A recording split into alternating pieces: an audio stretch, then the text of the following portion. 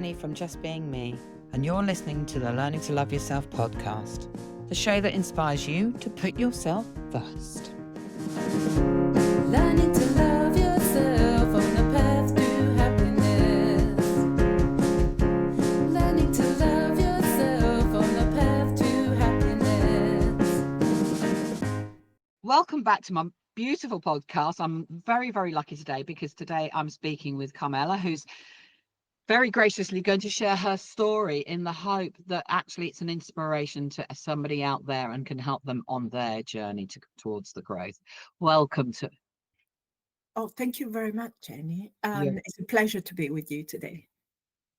So tell us a little bit about your story. Tell us what led you up to actually going, I can't be like this anymore. It was the corporate world, really. I was working, really struggling to fly everywhere, to be this superwoman.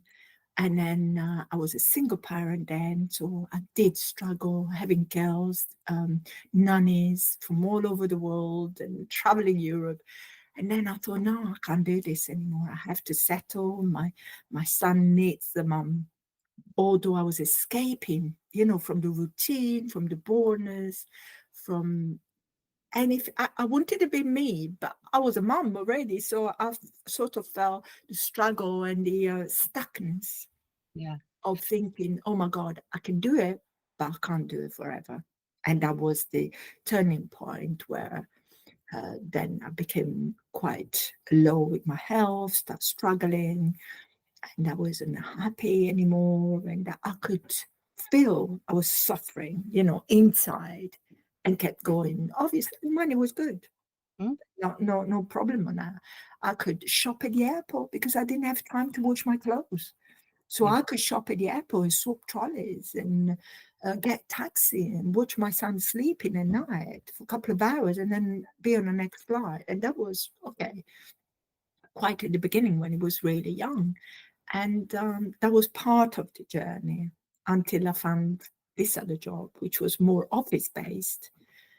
And it was even worse because I had been so active, so myself. And then I sort of died inside a bit. And I had this local job, finance job again, still dealing with accounting, money, juggling project, a budget for the local authority, and without realizing it was so old-fashioned at those times. We're talking about quite a few years back. And then I ended up spending about 19 years with them, which is a long time. That is a long time. And by the last few years of that journey, I struggled. I totally struggled. My health deteriorated. They weren't very helpful. It was those times where you couldn't work from home. They wanted you in the office. It was all sorts of excuse not to make you work at home. But now it would be a piece of cake after lockdown. So was there anything in particular that triggered you into just sort of, 19 years is a long time. Was there something that tipped you over into, I'm not happy? It's not tipped me over. I had to do it again. I had my daughter, and then I split up from my husband. So that was second time, single mom. So I had 2 kids. I had to carry on. I had bills to pay like everybody do. So the strength was, oh, it's okay. I will look for something else. But I was so exhausted. The weekend was all with the kids, isn't it? Like everybody does. So it was really exhausting. And I never, ever thought, oh my gosh, just I want to change job. I'm going to start looking. I was so tired, that it didn't even occur. I just carried on the routine and everything else. But until I was, one day I was just unable to get up of bed, and I was really struggling. And after lots of tests and GP visits and hospital appointment, they realized I was suffering from RA, which is rheumatoid arthritis. It was my autoimmune system attacking me instead of defending me, which was a big trigger of saying, you need to stop, isn't it? It's only now and a few years back, I realized that was telling me you can't cope with it anymore, you can't carry on. So that was the first, really the first strike. because it is a big thing that actually we get physically ill and we blame it on a physical thing, and we take some physical tablets, but Yes. actually the majority of the time the reason why you get poorly is because you're not looking after your own mental health. You're not looking after you inside of you. Well, it's like functioning on autopilot, Yeah. really. It's a robot. You become a robot. You don't know. You just do things day after day. And then 19 years go by thinking, I really struggle. I went through 4 reorganization, 4. And the last one did it for me. Mm. When they cut down your post and then they ask you to apply for a lower post, they reduce the money and for a lower post, but you've got more responsibility. Mm. That was the tip of the iceberg, saying, oh my God, did they ever look after me? No. No. I was, let's say I was fortunate because it was local. It was Andy with the kids, I dropped them off, picked them up. I didn't have to travel on a train. I could drive there. But on the other hand, I wasn't happy. Inside of me, I was dead, really. Oh, I was And dying also, every day. Yeah. your employees weren't looking after you, and this has been a big conversation I've been having with a lot of people just recently, is Yeah. the actually when you look after your employees, they're loyal to you. Yes. Their mental health is better because they know you've noticed them. We all need to be seen and heard. When you go to a job, and that is the whole thing, isn't it? In the fact that actually you think, oh, okay, look, it's local. It means I can get back to pick the kids Yeah. up from school. It means that I can do Mhm. this. It means I can do that. And that's kind of like the perks, rather than the perks actually being having an employer that Yes. sees, hears you, and knows that you need support. Yes, it was like convenience. Mm, That was the only thing that struck me and kept me going, yeah. convenience. My ex was really working in a restaurant business, so he had no time. Weekend was working, festivity was working, Christmas was every Mm, holiday was working. So I was really pretty much by myself, on your own. dealing with 2 kids. Mm, And it was just something that automatic followed. And 19 years later, I was in a state where then from one condition, which I had to be medicated. So I was on 22 tablets a day and 1 injection a mm, week.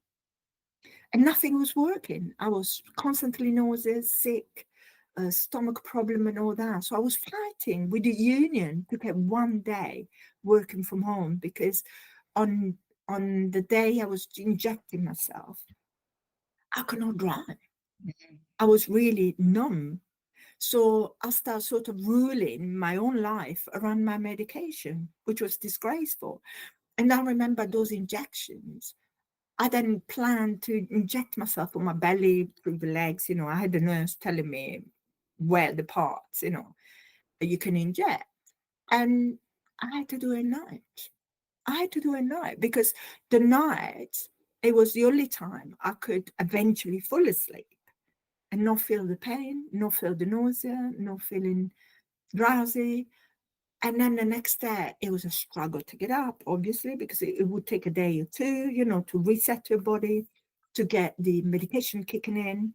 And then we start all over again the following week. So it was a nightmare. So eventually I had to do compressed days. So I started working 4 days, compressed the 5 days, to allow myself that day. I couldn't drive, and I thought it was disgusting. They did nothing to help. I had to get the union involved, the trade union, yeah. and still, and then, during that year, everything was happening. So I thought, is it worth it?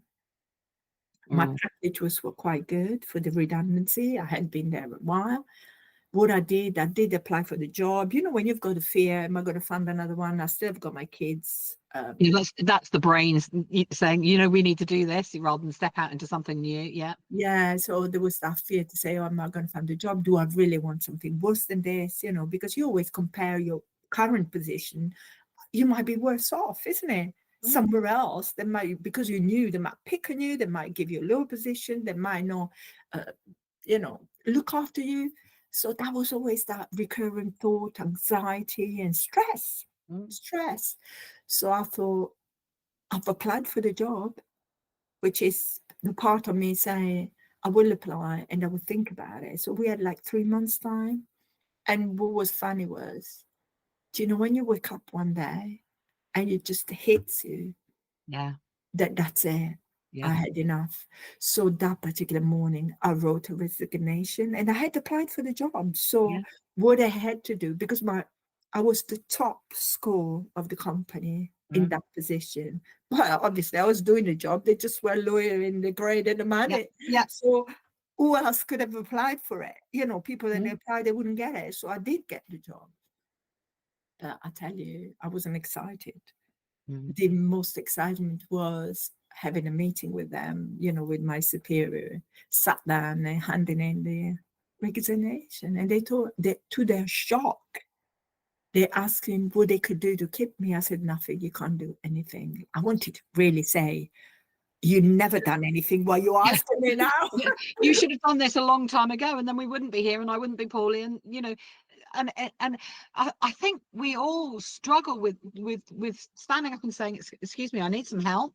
You're my Yes. employer, and I need you to help me. As part of the work that I do for you, you need to support me.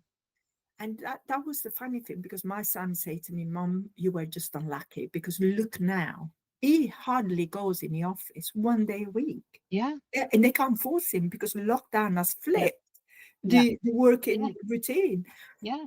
And they said, you just only 1 more year, because that was in 2018. He said, Mm. if you only would have stayed 1 more year, you would have laughed at them.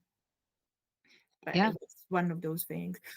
And to be honest, I never looked back. And that was the beauty of it. Never looked back.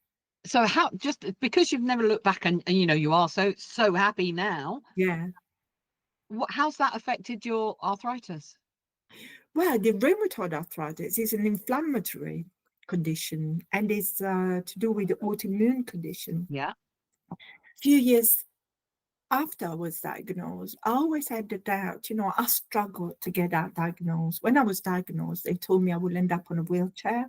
Yeah. So it took me about 3 weeks to kick in and say, oh my God, I'm going to be disabled. That would have came to my mind. And they designed me this sort of depressing Mm. me in like 10 or 20 years' time. And I thought, oh my God. So it really hit me big time. I was so depressed, and it took me 3 weeks to kick my butt myself and say, Yeah. you're not going that route. I said, no. And I started talking to my disease, and I said, you're not going to win. I'm going to win. So during the process of all this unhappiness and that, I was just running the normal life with the medication and everything until I had a massive car crash through my lifetime while I was going to work one day, and I was spared. And I'm so grateful the other two people were spared too. But our cars were completely destroyed. So in reality, the fire brigade, the police, the ambulances, they didn't expect anybody alive. Yeah. So I thank God, being Catholic, I thank God every day. And I thought, oh wow, that was the tipping point of saying, if I was spared, I must have a purpose Yeah. in this lifetime. And that's Your what kept me purpose. going. Yeah. So for 5 years during my job, I started sort of looking at healing modalities, start doing courses, the flower remedies. I started looking into this kind of thing. How can I flip my health with those medication? How can I get rid of? And then the luck was my rheumatologist went on maternity leave. Yeah, and that was my luck. The person I seen after during that period, I didn't like her. When you don't connect, I said, oh Yeah. no, she's really horrible. I don't want to see this person. So something say to me, oh no, I was put on a trial for a new medication, which in my understanding, I signed lots of paper. I live in southeast of London, and this sort of trial was in Manchester or Birmingham, one or the other university. And they were all geared up. Oh, yes, we've got this new pen, this new medication. You can inject yourself and it's less painful. All excited, sign the paper, do this and do that. And then I went back for a review, and I sat down and I said, oh, okay, I'm so happy. I'm going to have this injection and I'm going to get rid of the 22 tablets plus the other injection. So I will have only one, which apparently was going to cost £22,000 a year for the treatment for this new test drug. For you had to pay that. No, no, no, no. It Oh. was, I was their guinea pig, wasn't Yeah. it? Because they needed somebody. And then they said, no, no, no, no, no. It doesn't work like that. Basically, you're going to be into this test trial and you have to keep your medication. So when it dawned to me that it was an add-on to my Another medication, injection. yeah, I looked at the nurse and she goes, oh, are you okay? I said, actually, can I think about it? Oh, but you already signed the paper. Yes, but can I think about it? And she said, okay, you've got like 10 days, I suppose. 10 days, but let us know because there's other people which can interview and do. And you know what? I went to the GP, and that was the days, when you could actually speak to your GP. Now you can't. It's all No. I went to the GP and sort of begged him and said, look, this is the situation. I want a second opinion. Who is the excellence in UK for my condition? And they told me there was, I think it was Guy's Hospital in London. And they said there is a department which are the, TECO and excellence of rheumatoid RA. And I thought, are you able to refer me there? And so he did. And 2 years later, 2 years it took them, they told me, you need to decide, are you going to stay with us or are you going to go back to your rheumatology? By that time, my rheumatology was back from maternity leave. And to be honest, I was really fearing to go back to her because I felt embarrassed. I said, I'm leaving her, I went behind her back to seek more advice, but it wasn't enough. I mean, it all happened for a But reason. you're allowed to do that. If you're not feeling comfortable, you're allowed to do was that. feeling uncomfortable because she was a lovely person. But then I thought, that was a calling, I had to do this. It happened for a reason. I was also lucky enough. She was going conferences. She was very known in conferences in Germany, all over Europe, with the Association of Rheumatoid Arthritis, the NRSA, which I'm a member and support the charity. And my rheumatologist in London, the guy goes to me, don't worry, I'll speak to her. We know each other. We call conferences together. Wow, that was a weight lifted on me because I was really feeling, I done that behind her back. I was feeling really guilty because she had been so sweet and so understanding for those years. So when I But it told didn't him, give you, yeah, somebody could be the loveliest person in the world, but if it's not giving you what you need, yeah, that's a different thing, isn't it? And that's okay to go and find what you need to make. It's not even need necessary medication, but need to feel comfortable, need to feel that you understand what's going on for you because it is your body. yeah, and that was the whole thing. I had the wrong perception. When you are medicated and you're not really thinking and knowing what's the best thing for you, you just rely on doctors, isn't it? So you want to try out new things. And as much as I wanted to try, my mum said holistic therapy, meditation, and I tried it all. I thought, I can't do it by myself. I need medication. So in my head, I still needed some medication. But the guy went to me, I say to him, okay, what do you think? Can we discuss? My objective was get rid of medication. I said, and they told me that we can't because there is a side effect. I had been for so long on them, and there was a side effect to removing them from my system. And I thought, oh my God. So he said to me, I've got a solution. Let's talk to your one. We're going to discuss your situation and we're going to come to, a conclusive sort of issue, to solve this problem. And they started one medication at a time. And slowly they kept me, taking it out and the injection and everything else. And I was so pleased. Then lockdown come and I've got no medication.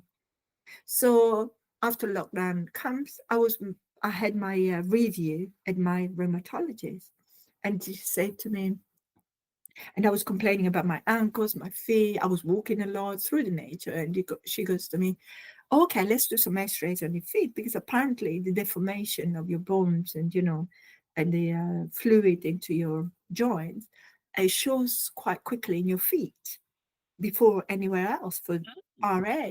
So they scanned my feet, they scanned my knee was aching, blah, blah, blah. And then the next thing I know, she goes, Carmela, she looks at me and she goes, I don't know what you've been doing or what you are doing, but just carry on, carry on. And she told me, I'll send you for therapy, for physio and all that. So you need that. And I'll see you in 6 months' time. So basically, she didn't even want to know. Whatever I had started doing, which was meditation, walking in the nature, eating healthily, having a positive mindset, watching nice videos. I suppose lockdown did the trick as well. Remove the stress of work. Yeah, no stress, isn't it? No stress, and well, stress in a different way, isn't Yeah. it? And that's it. So, and then I started doing my art, start drawing, and it all revealed to me. The spirituality came through, and the awakening, and there was all sort of ripple effect from that, which she didn't want to know. Being medical in medicine, obviously, they don't want to know what you're using, what's your method, what's your. That's such a shame, isn't it? Because I have met 2 or 3 medical people who actually really do. They say, have you tried doing some mindfulness work? Have you tried doing some art? Have you tried doing some meditations? They will say that. And I'm a firm believer, I've been through all sorts of different things in my life, but I know that my mindset is the thing that has made everything okay for me, not medication. Yes, definitely. It's definitely been around the, I'm okay. It's okay. I'm going to look after me. I'm going to do the things that make me okay. Yeah. And once we get that going, Yeah. we're able to look after ourselves. And I don't see why we can't work together with the medical Yes. community to And actually, because anything that relaxes you, if you're relaxed, everything's going to be easier anyway. So if well, you understand what's going on for you, you're more relaxed. And so, if you've got all of those things coming together, it's got to be better. It's got to be better. knowing that, that was a ripple effect. At the end of my working life, there was also this other condition which came out, and then something else came out. So I ended up with 3 different conditions, which they were pretty much stress related. One autoimmune, the other one was a nerve, the trigeminal neuralgia. I had a facial nerve, so I was having seizure for stress. And the other one was a skin reaction. So I had my skin, dermatology. So at the end of my 19 years, I was medicated for this, medicated for that, antibiotic for this, creams and cortisone. There's so much happening in my life. Then I was miserable, so miserable and unhealthy, because then what do? You go to the unhealthy stuff, you eat the wrong stuff as a comfort food, and it's a ripple effect into your life, with your kids, with your marriage life, with your friends. Everything becomes a burden, doesn't it? And when you look at it like that, it seems such a big thing to change it all, doesn't it? Yes. But I know for me, I literally just started by getting up in the morning and telling myself I was amazing. And then once that became kind of a routine thing, I put something else in and something else in, because changing everything at once was way too much for my brain. I just couldn't possibly do that. Let's just do a little thing and see what happens. Oh, I feel a bit better. Let's add something else in. Oh, I feel a bit better. It's about gently getting yourself into that place, because you can't just suddenly change everything, can No, you? I mean, I was like you with my job, and I'm way too many hours, and I got to a point where I burnt out and I had a breakdown, and that was the point there. From there on in was like, I'm not going back into this type of work, which is actually the work that I'm now doing. But of course, I've come back into it because it's my love, but I do it on my own terms, yes. not with somebody else telling me, not with lots of other responsibilities on that as well, because not only was I supporting people, but I was always paying the people, and I was doing the accounts for the people, and it was all because, like you, they made redundancies. Oh, it's okay, Jenny, you can do this, and Jenny, Yes. you can do this, and just adding all these extra jobs into my one job, which then became this huge job, which of course then you stay late, don't you, to work. But I made the big change and said, I'm not going to work like this. And now I'm going to work out who I want to be and how I want to be. And I move myself forward gently. So tell me now, I mean, you've told us how it all went for you. Tell me now, how do you feel about you now? What I feel now that I found my way of living my life, and I'm quite fulfilled. Happiness is the ripple effect of my fulfillment, because I am who I am, and I was yawning of creating my own life. As you say, not even in my own terms, doing something that I enjoy, which is completely different. I wanted to be an artist all my life. And my father said, artists don't make money. So the first thing I did with my package, I put aside some money to start going to art classes. So what I did an intensive 3 months on a local. I met lots of people, and it was like, oh, I'm retired, like I can do that full time. That led me to an evening adult class, which was more relaxed, because, and then using different things, meeting different group of people, until I found my passion. I thought towards my passion then, and we're talking about 2019 now. So my job ended in 2018. A year later, I thought, oh, I'll have a year break, do what I really never had time to do. And, went to this open day, and I found this music school up in town. So I went there, and I was, wow, fascinated by the pieces, the art, music coming from a town in Italy where there is a castle full of that kind of stuff, full of art and history, and making.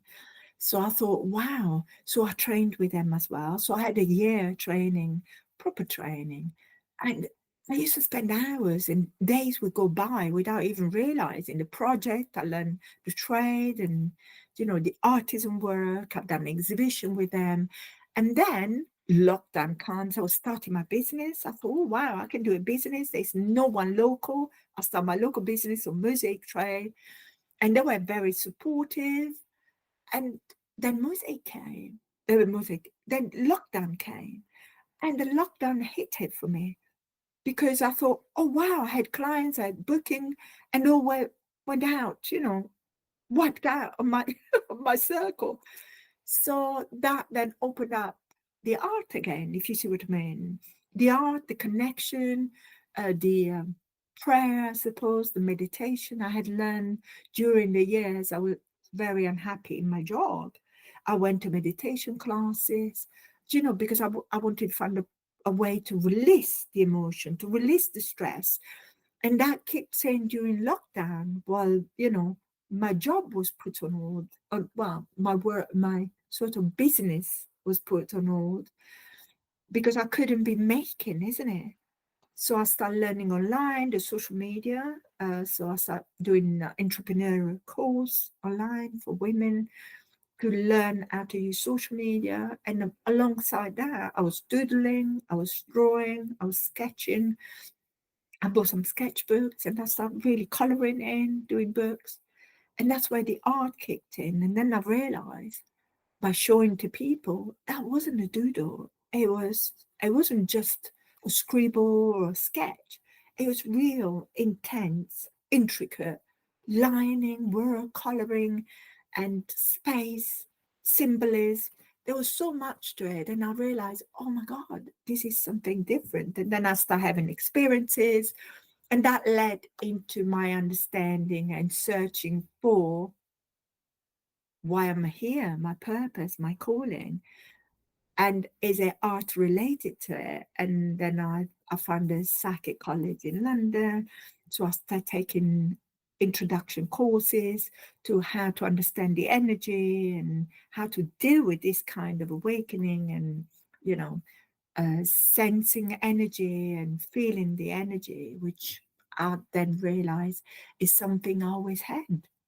I could read people, I could see what they not see, I could see their aura, I could feel how they were thinking, their emotions. Then it threw me back as a child, when by being Catholic, I suppressed all that because my mother was saying that that's a sin, Catholicism. I was heavily involved with my father, my mom, and my family.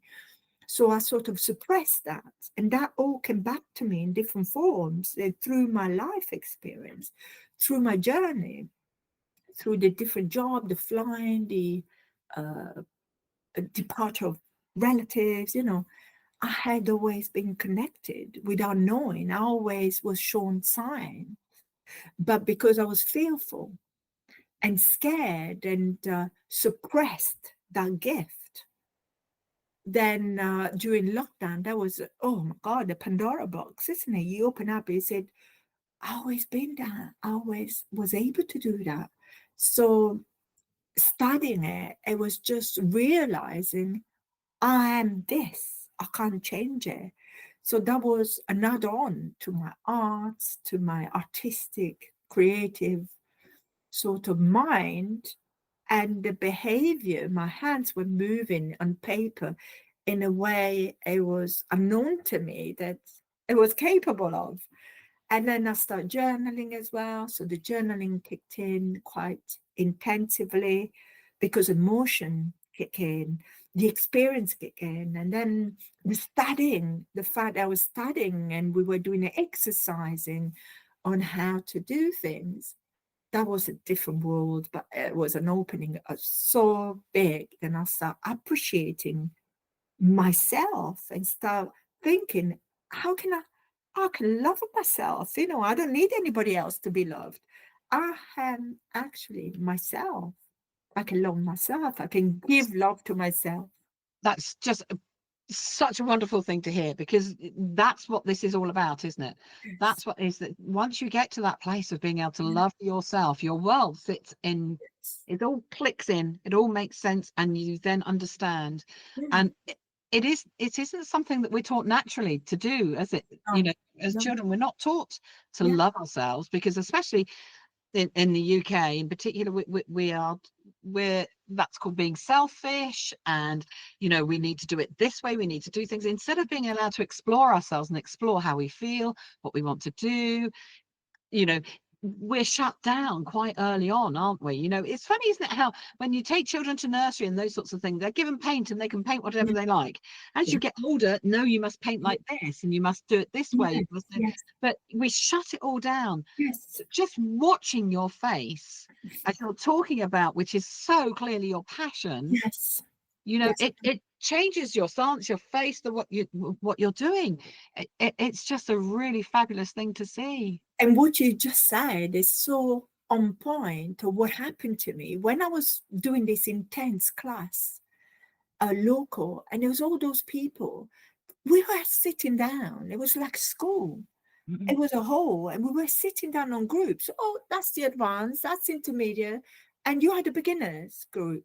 So there was this table of us not knowing what to do, and the course was quite expensive, but I didn't care about that. We had all prepared for us. And there was this lady who she was supposed to be a teacher showing us a photograph. And that amazed me. Do I have to copy a photograph?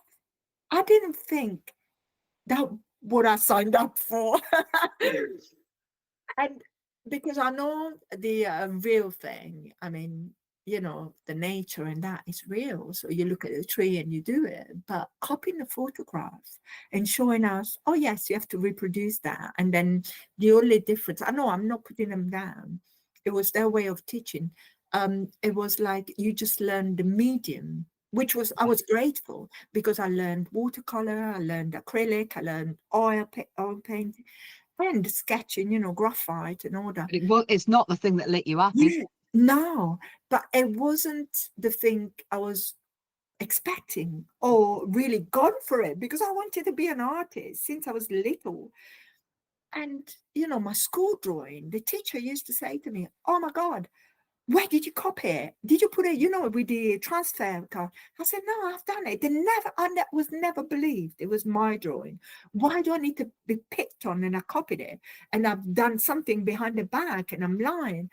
So that always triggered that sort of anxiety in me to say I will never be a good artist, because look, no one believes me I'm an artist. My father, no way, an artist don't make money. That's not a profession. So I was always put down. And the fact that I was there sitting in a classroom, in this group of people, which we had to learn, it didn't do me justice. I was going there because I had paid lots of money, for Yeah. 3 months intense. And then I started the evening, which was much more fun, but still it wasn't what I was there for. So the music, when I learned the music, it was actually intense.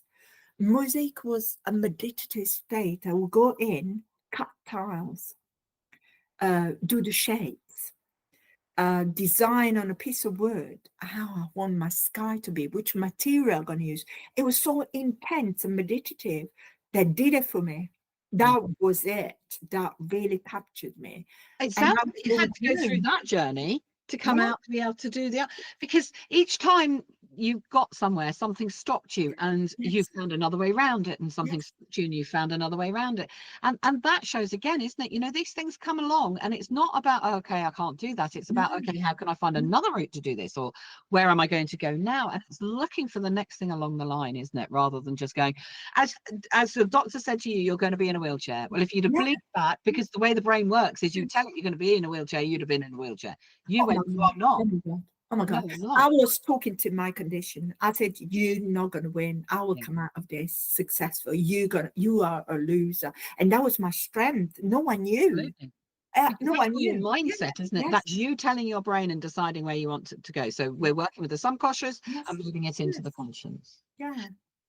Carmela, thank you so much for chatting with us today. We will put down below all of the links. So if anybody wants to connect, go and see your Yes, art, go and see what you're yes. up to, they'll be able to come and find you. It's been an inspiration to hear your story, and well done you for Thank you getting so it. much. Are you feeling stuck? Do you want to be able to create a better conversation with yourself, but just don't know where to start? I offer a free 20-minute session to see where you want to be and how to get you there. Just click on the link below. Remember, it's free. Book your space. It could change your life.